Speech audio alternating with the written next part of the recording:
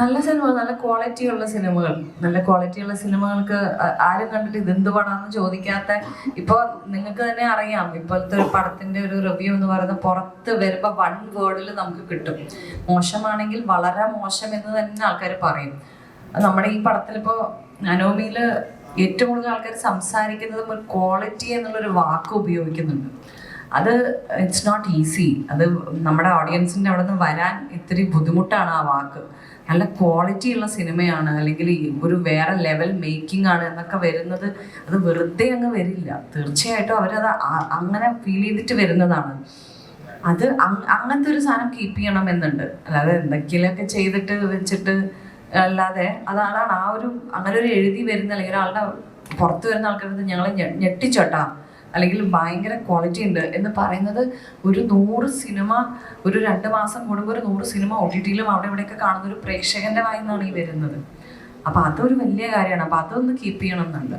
അപ്പോൾ ഇങ്ങനെ ഒരു സിസ്റ്റം ഉള്ളപ്പോൾ സിനിമയെ അത് നെഗറ്റീവായിട്ട് ബാധിക്കുന്ന തോന്നുന്നു.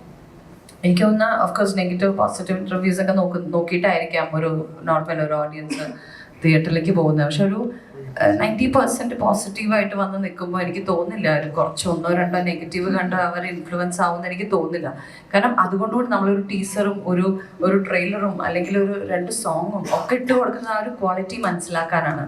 അപ്പോൾ വെറുതെ ഇരുന്ന് എന്തെങ്കിലും ഇപ്പോൾ ഒരു 10 നല്ല കമൻസിലായാലും ഒരെണ്ണം എനിക്ക് അത്രയ്ക്ക് വർക്കായില്ല എന്ന് പറയുന്നതിൽ ഇൻഫ്ലുവൻസ് ആവുന്ന ആൾക്കാരോട് നമുക്ക് പറഞ്ഞിട്ട് കാര്യമില്ല. കാരണം അതാണ് ഒരു ഗിവ് ഇറ്റ് എ ചാൻസ് ആണ്. അതും ഒരു ടീസർ അല്ലെങ്കിൽ ഒരു ട്രെയിലർ കണ്ടു കഴിഞ്ഞാൽ അത്യാവശ്യം ജഡ്ജ് ചെയ്യാൻ കഴിവുള്ള ഓഡിയൻസ് ആണ് മലയാളി ഓഡിയൻസ്. അപ്പോൾ അവരുടെ ടേക്കാണത് കംപ്ലീറ്റ്ലി. ചിലത് ഇപ്പം ഞാൻ പ്രതീക്ഷിക്കാതെ പോയ കണ്ട ചില സിനിമകൾ ഇത് അടിപൊളിയാണല്ലോ എന്ന് എനിക്ക് തോന്നാറുണ്ട്. ചില സിനിമകൾ ഭയങ്കര ഹൈപ്പ് കേട്ട് ഞാൻ പോയി കാണുമ്പോൾ ഇതെന്ത് പടം എന്നും തോന്നിയിട്ടുണ്ട്. അപ്പോൾ ഓരോരുത്തരുടെയും പെർസ്പെക്റ്റീവാണത്.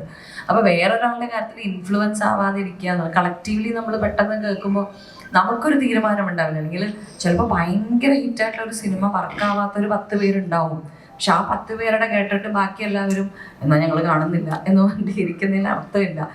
ഉണ്ടാവും, ഉറപ്പായിട്ടും നമ്മുടെ ചുറ്റും ചോദിച്ചാൽ തന്നെ ഉണ്ടാവും. ഒരു ബ്ലോക്ക് ബസ്റ്റർ മൂവി എടുത്തിട്ട് എനിക്ക് പക്ഷെ അത്ര ഇഷ്ടപ്പെട്ടില്ല കേട്ടോ എന്ന് പറയണ ഒരു 10 പേരെങ്കിലും നമ്മുടെ ലൈഫിലുണ്ടാവും. എനിക്കൊക്കെ അറിയണം, ഇഷ്ടംപോലെ പേരുണ്ടായിരുന്നു. അപ്പം അങ്ങനെ കുറേ ഒരു വലിയ പോസിറ്റിവിറ്റി എൻ്റെ സൈഡിൽ 2-3 പേര് ഇത്തിരി സ്ലോ ആണ് അല്ലെങ്കിൽ അങ്ങനെ ഇങ്ങനെ എന്ന് പറയുന്നതിൽ വലിയ അർത്ഥമുണ്ടെന്ന് എനിക്ക് തോന്നുന്നില്ല.